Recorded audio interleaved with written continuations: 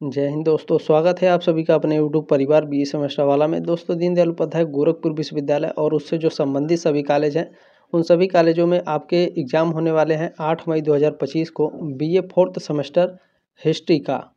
ठीक है, कितने बच्चे इसे मेडाइवल हिस्ट्री कहते हैं यानी मध्यकालीन इतिहास। देखें, आपके पेपर का नाम सेम होना चाहिए। पेपर का नाम है हिस्ट्री ऑफ मॉडर्न वर्ल्ड, जिसमें आपको 1848 से लेकर के 1950 ईस्वी तक पढ़ना होता है। ठीक है, तो इस क्लास में 2023 का क्वेश्चन पेपर आपको मैं प्रोवाइड करा रहा हूँ। इसके बाद आपको शाम से पहले 2024 का क्वेश्चन पेपर मैं प्रोवाइड करा दूंगा।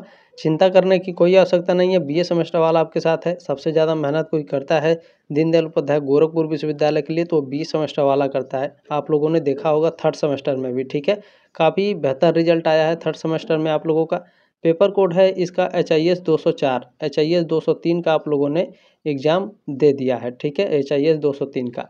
और देखें, उत्तर प्रदेश में जितने भी यूनिवर्सिटी हैं और उससे जो अफिलेटेड कॉलेज हैं, सभी बच्चे इस क्लास को अटेंड कर सकते हैं। चिंता करने की आपको आवश्यकता नहीं है, बल्कि इसमें जो आपका पेपर का नाम है वो सेम होना चाहिए। ठीक है, ये बात आप लोग ध्यान रखेंगे। चले बिना देरी के स्टार्ट कर देते हैं। और जो पहला क्वेश्चन है, इसमें बहुत से बच्चे गलती कर देते हैं, क्योंकि ये क्वेश्चन ही आपका अलग अलग तरीके से पूछा जाता है। कैसे, अभी मैं आपको बता दूंगा। देखिए, पहला क्वेश्चन है, पूछा गया है कि प्राग की संधि पर हस्ताक्षर कब हुए। तो प्राग की संधि पर 3 बार हस्ताक्षर हुए थे, अलग अलग ईयर में, अलग अलग डेट में।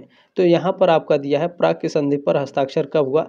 तो अगस्त 1866 में प्राग की संधि पर हस्ताक्षर हुआ था, 23 अगस्त 1866 को। ठीक है, अब प्राग की संधि पर 3 बार हस्ताक्षर हुए थे, अलग अलग ईयर में। आपको याद रखना है, हो सकता है इस बार आपका बदल कर एग्जाम में पूछा जाए। ठीक है, देखिए, प्राग की संधि पर कई बार हस्ताक्षर किए गए, जिनमें से सबसे महत्वपूर्ण 1635 में प्राग की संधि हुई थी, फिर 1866 में प्राग की संधि, उसके बाद 1973 में प्राग की संधि हुई थी। 3 बार आपकी संधियां हुई हैं, तीनों अलग अलग हुई हैं, और तीनों को हमको याद रखना है ताकि आपके एग्जाम में पूछा जाए तो आप एकदम आसानी से अपना एग्जाम में OMR सीट पर गोला आसानी से लगा सकें। ठीक है, तो ध्यान से पढ़ना है। 1635 में जो प्राग की शांति हुई थी या फिर प्राग की संधि हुई थी, यह संधि 30 मई 1635 को जॉन जॉर्ज प्रथम और सैक्सोनी के निर्वाचक और फर्डिनेंड द्वितीय पवित्र रोमन सम्राट द्वारा हस्ताक्षरित की गई थी। ये क्लियर होगा। इस संधि ने 30 साल के युद्ध में सैक्सोनी के समर्थन को समाप्त कर दिया और युद्ध को मुख्य रूप से धर्म के कारण समाप्त माना गया। ठीक है, ये क्लियर हो गया।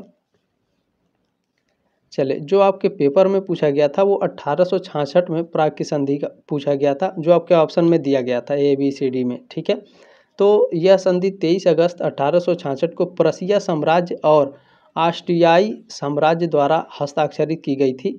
इस संधि ने ऑस्ट्रो प्रशिया युद्ध को समाप्त कर दिया। ठीक है, ये भी क्लियर हो गया। और आपको आगे याद रखना है 1973 में 1973 में प्राग की जो संधि हुई थी, यह संधि 11 दिसंबर 1973 को पश्चिम जर्मनी और चेकोस्लोवाकिया द्वारा हस्ताक्षरित की गई थी। इस संधि ने दोनों राज्यों को एक दूसरे को मान्यता दी। 1938 के म्यूनिख समझौते को शून्य घोषित किया गया, अपनी सीमाओं को स्वीकार किया और सभी क्षेत्रीय दावों को त्याग दिया। ठीक है, ये तीनों आपको क्लियर हो गया। और ध्यान में रखिएगा, चाहे तो आप इसका स्क्रीनशॉट ले लीजिएगा या टेलीग्राम ग्रुप ज्वाइन कर लीजिएगा और उसमें मैसेज कर दीजिएगा, सर मुझे PDF दे दीजिए। ठीक है, और PDF किसका, HIS 204 का। ठीक है, मैं PDF आप लोगों को सेंड कर दूंगा। ठीक है, लेकिन मैसेज करना पड़ेगा। देखें, नेक्स्ट क्वेश्चन आपसे पूछा गया है, ड्यूमा किस देश की संसद थी। जो ड्यूमा है यह रूस की संसद थी। ठीक है, किस देश की, रूस की। C ऑप्शन आपका राइट है क्वेश्चन नंबर दूसरे का। चले, नेक्स्ट क्वेश्चन आपसे पूछा जा रहा है, बिस्मार्क ने गेस्टाइन का समझौता किस देश के साथ किया। तो बिस्मार्क ने गेस्टाइन का समझौता, आपको याद रखना है, गेस्टाइन का समझौता किस देश के साथ हुआ था, ऑस्ट्रिया के साथ हुआ था गेस्टाइन का समझौता। ठीक है गुरुजी, अगर ये पूछ लिया कि बिस्मार्क ने गेस्टाइन का समझौता ऑस्ट्रिया के साथ किया था तो कब किया था, ये भी तो पूछ सकता है। बिल्कुल पूछेगा। 1865 में बिस्मार्क ने गेस्टाइन का समझौता ऑस्ट्रिया के साथ किया था। ठीक है, क्लियर हो गया। चले, नेक्स्ट क्वेश्चन देखते हैं क्या पूछा गया है आपसे। इसमें आपसे पूछा गया है कि जोल्वेरिन किस प्रकार का संघ था। जोल्वेरिन एक प्रकार का आर्थिक संघ था। ठीक है, D ऑप्शन आपका राइट है क्वेश्चन नंबर 4 का। चले, नेक्स्ट क्वेश्चन आपसे पूछा गया है, काल्सवाद के नियमों को पारित कराने वाला प्रमुख व्यक्ति कौन था? काल्सवाद के नियमों को इतना याद रखना है। इसको पारित किसने कराया था? मैटरनिख ने पारित कराया था। ठीक है, फर्स्ट ऑप्शन आपका राइट है क्वेश्चन नंबर 5 का। चले नेक्स्ट क्वेश्चन हम लोग देखेंगे। क्वेश्चन नंबर 6 आपसे क्या पूछा जा रहा है? देखिए पूछा गया है कि मैजनी ने यंग इटली नामक संस्था की स्थापना कहाँ की? यहाँ से 2 क्वेश्चन आपसे एग्जाम में पूछे जाएंगे। मैजनी ने 3 क्वेश्चन पूछे जाएंगे। मैजनी ने यंग इटली की स्थापना कब की, या फिर ऐसे पूछेगा यंग इटली नामक संस्था की स्थापना किसने की। यहाँ पर पूछा गया है मैजनी ने यंग इटली नामक संस्था की स्थापना कहाँ की। 3 क्वेश्चन बनते हैं, तीनों को आपको याद रखना है। तो यंग इटली की स्थापना किसने की? मैजनी ने। मैजनी ने यंग इटली नामक संस्था की स्थापना कहाँ की? तो फ्रांस में की थी। मैजनी ने यंग इटली नामक संस्था की स्थापना कब की थी? तो आपको याद रखना है 1831 में। 1831 में मैजनी ने यंग इटली नामक संस्था की स्थापना की थी फ्रांस में। ठीक है, क्लियर हो गया ये। चलें नेक्स्ट क्वेश्चन आपसे पूछा गया है मैजनी का जन्म किस वर्ष हुआ था? तो इनका जन्म जो है 1805 में हुआ था, लेकिन आपके ऑप्शन में दिया नहीं है। देखिए डी ऑप्शन में हो सकता है आपका करेक्ट हो सकता है 1805 लिखने के बजाय 1850 लिख दिया हो। ठीक है, जो 05 है ये उल्टा सीधा हो गया हो इस तरह से। ठीक है, तो यहाँ पे डी ऑप्शन मान सकते हैं, हालांकि इसमें आप इसे स्किप कर दीजिए। इतना याद रखिए मैजनी का जन्म 1805 में हुआ था। ठीक है, चलें नेक्स्ट क्वेश्चन। देखिए टाइपिंग में भी गलती हो जाती है कभी कभी, और ऐसा है कि देखें आपको 100 में से 100 कभी नहीं मिलने वाला है, क्योंकि एक आध 2 क्वेश्चन ऐसे ज़रूर आपके एग्जाम में आएंगे, और आते ही हैं, हर साल आते हैं, इस बार भी आएंगे कि वो 1-2 आंसर आपके गलत ही हो जाते हैं। ठीक है, तो ये बात आप लोग ध्यान रखेंगे। चले नेक्स्ट क्वेश्चन क्या पूछा जा रहा है, निम्नलिखित में से किस देश में कार्बोनरी नामक संगठन स्थापित हुआ? इतना याद रखना है, कार्बोनरी नामक संगठन ये किस देश में स्थापित हुआ? इटली में। ठीक है, कार्बोनरी नामक संगठन कहाँ स्थापित हुआ, किस देश में? इटली में। बी ऑप्शन आपका राइट है क्वेश्चन नंबर 8 का। चले नेक्स्ट आपको याद रखना है रक्त एवं लौह की नीति का प्रतिपादक निम्नलिखित में से कौन था? बिस्मार्क, नेपोलियन या मैटरनिख? इन तीनों में से कौन था? तो जो बिस्मार्क है यह रक्त एवं लौह नीति का प्रतिपादक है। ठीक है, फर्स्ट ऑप्शन आपका राइट है क्वेश्चन नंबर 9 का। देखिए अगर इत्मीनान से क्लास को आप देखेंगे ना तो एकदम बहुत ही ज़बरदस्त तरीके से आपको समझ में आएगा। ठीक है, इसमें नेक्स्ट क्वेश्चन आपसे पूछा गया है संयुक्त राष्ट्र संघ में वीटो का अधिकार कितने देशों के पास है? वीटो का अधिकार 5 देशों के पास है। आपको याद है? नहीं याद है तो आप लोग जान लीजिए। हमारा पड़ोसी देश चीन के पास वीटो का अधिकार है, हमारा मित्र देश रूस के पास वीटो का अधिकार है, और सबसे ज़्यादा जहाँ से व्यापार होता है भारत का, अमेरिका, अमेरिका के पास भी वीटो का अधिकार है। उसके बाद किसके पास? फ्रांस के पास है। ठीक है, उसके बाद किसके पास है? यूके के पास। ठीक है, यूनाइटेड किंगडम, फ्रांस, चीन, रूस और अमेरिका, इन पांचों के पास वीटो का अधिकार है। ठीक है, चलें नेक्स्ट क्वेश्चन आपसे क्या पूछा जा रहा है, देखें संयुक्त राष्ट्र संघ का प्रधान कार्यालय कहाँ स्थित है? संयुक्त राष्ट्र संघ का प्रधान कार्यालय ये न्यूयॉर्क में स्थित है। आपसे एग्जाम में पूछा जाता है और कई बार पूछ चुका है कि संयुक्त राष्ट्र संघ का स्थापना कब हुआ था? 1945 में, 1945 में संयुक्त राष्ट्र संघ की स्थापना हुई थी। ठीक है, चलें नेक्स्ट क्वेश्चन आपसे पूछा जा रहा है संयुक्त राष्ट्र संघ की स्थापना किस वर्ष हुई? देखिए यहाँ पर पूछा भी गया है। ठीक है, संयुक्त राष्ट्र संघ की स्थापना 1945 में हुई थी। सी ऑप्शन आपका राइट है क्वेश्चन नंबर 12 का। नेक्स्ट क्वेश्चन है निम्नलिखित में से कौन सा देश धुरी शक्तियों का सदस्य नहीं था? धुरी शक्तियों के सदस्य कौन कौन से देश थे आपको याद रखना है। देखें जर्मनी, जापान और इटली, ये सभी क्या हैं? धुरी शक्तियों के सदस्य देश हैं। ऑस्ट्रिया आपके धुरी सदस्यों का देश नहीं है। डी ऑप्शन आपका राइट है क्वेश्चन नंबर 13 का। इसमें नेक्स्ट क्वेश्चन आपसे पूछा गया है द्वितीय विश्व युद्ध के दौरान निम्नलिखित में से किस देश ने पर्ल हार्बर पर आक्रमण किया था? तो आपको याद रखना है द्वितीय विश्व युद्ध के दौरान पर्ल हार्बर पर आक्रमण किया था जापान ने। ठीक है, डी ऑप्शन आपका राइट है। और यहाँ आपसे एग्जाम में पूछा जाता है कि पर्ल हार्बर पर आक्रमण जापान ने कब किया था? तो आपको याद रखना है 7 दिसंबर को किया था। कब? 1941 में। ठीक है, 7 दिसंबर 1941 को जापान ने पर्ल हार्बर पर आक्रमण किया था। ये क्वेश्चन आपका क्लियर हो गया। ठीक है, इसमें डी ऑप्शन आपका राइट है। चलें नेक्स्ट क्वेश्चन है पेरिस शांति सम्मेलन का उद्घाटन ठीक है, किस देश के राष्ट्रपति ने किया था? तो पेरिस शांति सम्मेलन का जो उद्घाटन है वो फ्रांस के राष्ट्रपति ने किया था। ठीक है, बी ऑप्शन आपका राइट है क्वेश्चन नंबर 15 का।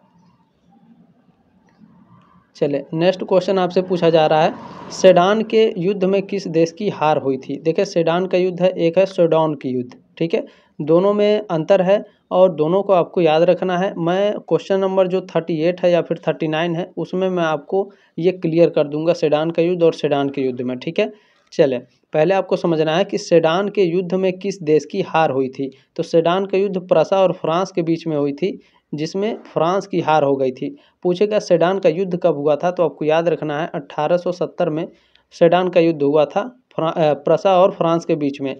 फ्रांस की हार हुई थी, यानी नेपोलियन बोनापार्ट का इसमें हार हुआ था। ठीक है, डी ऑप्शन आपका राइट है क्वेश्चन नंबर 16 का। चलिए नेक्स्ट क्वेश्चन है, कैबूर किस वर्ष पिडमांड का प्रधानमंत्री बना? तो जो कैबूर है वो 1852 में, ठीक है, पिडमांड का प्रधानमंत्री बना था। फर्स्ट ऑप्शन आपका राइट है क्वेश्चन नंबर 17 का। नेक्स्ट क्वेश्चन आपसे पूछा जा रहा है, निम्नलिखित में से किसने लाल सेना का गठन किया था? लाल सेना का गठन किसने किया भैया? ट्राटस्की ने लाल सेना का गठन किया था। बी ऑप्शन आपका राइट है क्वेश्चन नंबर 18 का। चलिए नेक्स्ट क्वेश्चन है, बोल्शेविक क्रांति के समय रूस का जार कौन था? बोल्शेविक क्रांति के समय रूस के जार थे निकोलस द्वितीय। ठीक है, सी ऑप्शन आपका राइट है क्वेश्चन नंबर 19 का। नेक्स्ट क्वेश्चन पूछा गया है, वर्साय की संधि कब हुई? वर्साय की संधि हुई थी 28 जून 1919 को। ठीक है, वर्साय की संधि 28 जून 1919। बी ऑप्शन आपका राइट है क्वेश्चन नंबर 20 का। चलें नेक्स्ट क्वेश्चन आपसे पूछा जा रहा है, देखें 1919 के पेरिस शांति सम्मेलन के समय इटली का प्रधानमंत्री कौन था? तो जब 1919 में पेरिस शांति सम्मेलन हुआ था तो उस समय इटली के जो प्रधानमंत्री थे वो कौन थे? वो थे ऑरलैंडो। ठीक है, बी ऑप्शन आपका राइट है क्वेश्चन नंबर 21 का।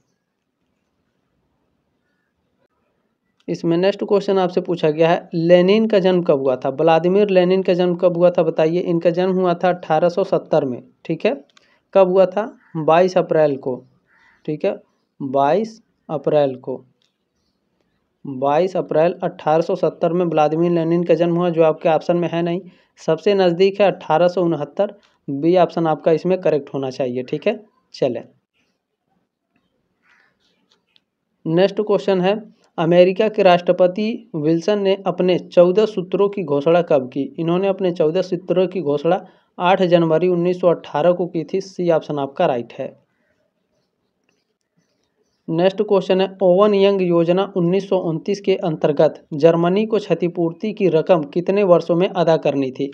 तो आपको याद रखना है ओवन यंग योजना कब आई थी? 1929 में, और इसके अंतर्गत जर्मनी को क्षतिपूर्ति की रकम 59 वर्षों में अदा करनी थी। सी ऑप्शन आपका राइट है क्वेश्चन नंबर 24 का। देखिए किसी भी क्वेश्चन में कोई डाउट है तो आपको घबराना नहीं है। ऐसा नहीं है कि घबरा जाएं कि ये गलत है क्या नहीं है। आप हमसे क्लियर कर सकते हैं अपना डाउट भी। स्क्रीनशॉट लेकर क्वेश्चन का आप व्हाट्सअप करिए, आप हमसे अपना डाउट क्लियर करिए। डाउट सेशन का भी आपको एक भी पैसा नहीं देना है। देखिए एग्ज़ाम के बाद आप लोग अपना क्वेश्चन पेपर ज़रूर भेज दिया कीजिए। आप लोग क्वेश्चन पेपर नहीं भेजते हैं, ये आपकी जिम्मेदारी है कि क्वेश्चन पेपर भेजिए। जैसे आपको मैं क्वेश्चन पेपर प्रोवाइड करा रहा हूँ, आपके जो सीनियर बच्चे थे उन्होंने सेंड किया तभी मैं आपको प्रोवाइड करा रहा हूँ। तो जब आप लोग सेंड करेंगे तभी आपसे जूनियर बच्चों को मैं प्रोवाइड करा पाऊँगा। तो ये आपकी जिम्मेदारी है, ठीक है, कि आप लोग भी क्वेश्चन पेपर ज़रूर सेंड करें। चलिए इसमें नेक्स्ट क्वेश्चन क्या पूछा गया है, देखें 1919 के पेरिस शांति सम्मेलन के समय ब्रिटेन का प्रधानमंत्री कौन था? तो जब 1919 में पेरिस शांति सम्मेलन हुआ था तो उस समय जो ब्रिटेन के प्रधानमंत्री थे वो लॉर्ड जॉर्ज थे। ठीक है, फर्स्ट ऑप्शन आपका राइट है क्वेश्चन नंबर 25 का। नेक्स्ट क्वेश्चन है, प्रॉब्लम ऑफ लेनिनिज्म नामक पुस्तक का लेखक कौन था? तो इस पुस्तक के लेखक कौन है भैया? स्टालिन है। ठीक है, अगर पूछेगा कि प्रॉब्लम ऑफ लेनिनिज्म का जो प्रकाशन है वो कब हुआ था? 1972 में। ठीक है, 1972 में प्रॉब्लम ऑफ लेनिनिज्म का प्रकाशन हुआ था। लिखा किसने है? स्टालिन महोदय ने। ठीक है, 26 का बी ऑप्शन आपका राइट है। प्रकाशन वर्ष और लेखक दोनों याद रखना। ठीक है, देखिए नेक्स्ट क्वेश्चन है, रोम बर्लिन धुरी कब अस्तित्व में आया? रोम बर्लिन धुरी ये अस्तित्व में आया था 1936 में। ठीक है, बी ऑप्शन आपका राइट है क्वेश्चन नंबर 27 का। नेक्स्ट क्वेश्चन है 1919 के पेरिस शांति सम्मेलन में वर्साई की संधि किस देश के साथ की गई थी? 1919 के पेरिस शांति सम्मेलन में यहाँ क्या पूछा है, वर्साई की संधि किस देश के साथ हुई थी? तो जर्मनी के साथ हुई थी। ठीक है, डी ऑप्शन आपका राइट है क्वेश्चन नंबर 28 का। चलिए नेक्स्ट क्वेश्चन है निम्नलिखित में से कौन पेरिस शांति सम्मेलन के समय 4 बड़ों परिषद का सदस्य नहीं था? तो देखें इसमें अमेरिका, फ्रांस, इंग्लैंड और इटली ये 4 बड़े परिषदों के सदस्य थे। अमेरिका, फ्रांस, इंग्लैंड और इटली, जापान नहीं था। ठीक है, ये बात ध्यान रखिएगा। डी ऑप्शन आपका राइट है। भले ही मित्र राष्ट्रों से संबंधित था लेकिन ये 4 बड़े परिषदों में से नहीं था। ठीक है, चलिए ध्यान रखिएगा इस बात को। नेक्स्ट क्वेश्चन देखेंगे क्या पूछा गया है। देखें क्रीमियाई युद्ध में कैबूर ने इटली की सेना किसके विरुद्ध भेजी? रूस के विरुद्ध भेजी थी। बी ऑप्शन आपका राइट है क्वेश्चन नंबर 30 का। नेक्स्ट क्वेश्चन है चार्ल्स अल्बर्ट कहाँ का राजा था? चार्ल्स अल्बर्ट ये राजा कहाँ का था? पिडमॉन्ट सार्डेनिया का राजा था। ठीक है, सी ऑप्शन आपका राइट है 31 का। देखिए यहाँ यंग इटली फिर से पूछा गया है। यंग इटली की स्थापना किसने की? मैंने कहा था देखिए इस क्वेश्चन को कई तरीके से पूछ सकता है, 3 तरीके से। ठीक है, मैजनी ने यंग इटली की स्थापना की थी। फर्स्ट ऑप्शन आपका राइट है 32 का। नेक्स्ट क्वेश्चन है सेडोवा के युद्ध के पश्चात ऑस्ट्रिया और प्रसा के बीच कौन सी संधि हुई थी? सेडोवा के युद्ध के पश्चात ऑस्ट्रिया और प्रसा के बीच जो संधि हुई थी उसका नाम क्या है? प्राग की संधि हुई थी। ठीक है, फर्स्ट ऑप्शन आपका राइट है। आपके एग्जाम में पूछेगा कि जो प्राग की संधि है ये संधि कब हुई थी? ठीक है, तो ये संधि आपको याद रखना है। पहले तो आप लोग डेट याद रखिएगा 23 अगस्त। ठीक है, 23 अगस्त 1866। 23 अगस्त 1866 को प्राग की संधि हुई थी। किसके बीच में? ऑस्ट्रिया और प्रसा के बीच में। ठीक है, सेडोवा का युद्ध के पश्चात ऑस्ट्रिया और प्रसा के बीच में प्राग की संधि हुई थी 23 अगस्त 1866। क्लियर हो गया? चले फर्स्ट ऑप्शन आपका राइट है।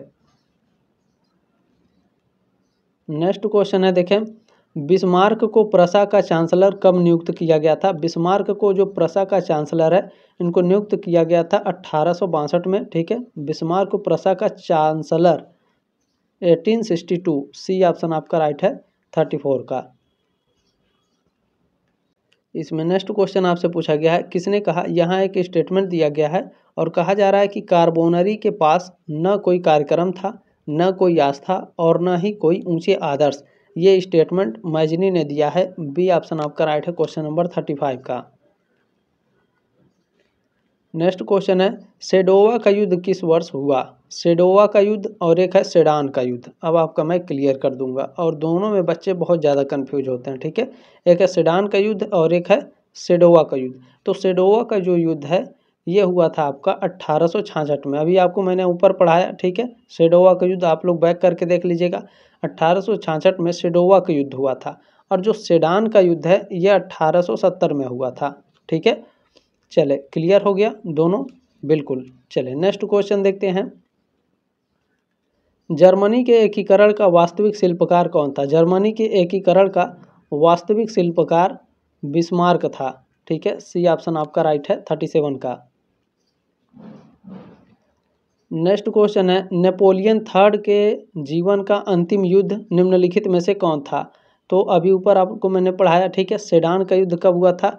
1870 में, जिसमें फ्रांस की हार हुई थी। सेडान के युद्ध में फ्रांस की हार हुई थी। नेपोलियन बोनापार्ट का जो साम्राज्य था वो खत्म हो गया था। ठीक है, तो बी ऑप्शन आपका इसमें राइट है क्वेश्चन नंबर 38 का। चले मैं इसको एक्सप्लेन करके बता देता हूँ। ठीक है, देखें नेपोलियन थर्ड यानी लुई नेपोलियन बोनापार्ट के जीवन का अंतिम युद्ध सेडान का युद्ध था जो 1870 में प्रसिया फ्रांस युद्ध के दौरान लड़ा गया था। ठीक है, इस युद्ध में नेपोलियन थर्ड को हार का सामना करना पड़ा और उसे बंदी बना लिया गया। इसके बाद उसका शासन समाप्त हो गया और फ्रांस में तृतीय गणराज्य की स्थापना हुई थी। ठीक है, इसमें जो आपका सेडोवा का युद्ध है, क्रीमिया का युद्ध है और वाटरलू का युद्ध है, इसको भी आपको याद रखना है। ठीक है, देखिए सेडोवा का युद्ध 1866 में हुआ था, किसके बीच? प्रशिया और ऑस्ट्रिया के बीच में, ठीक है, जिसमें प्रशिया की जीत हुई थी।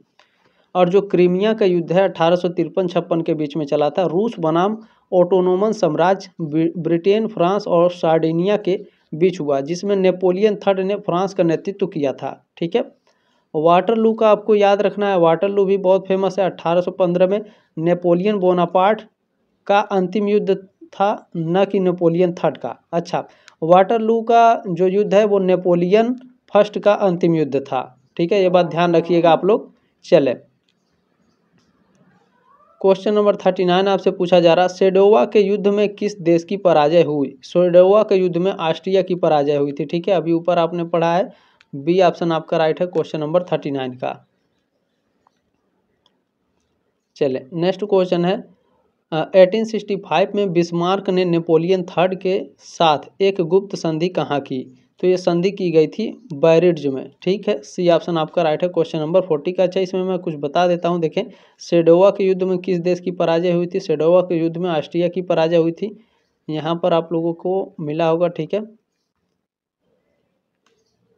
देखें, सेडोवा की युद्ध 1866 में हुई थी प्रशिया और ऑस्ट्रिया के बीच, जिसमें प्रशिया की जीत हुई थी और ऑस्ट्रिया की हार हुई थी।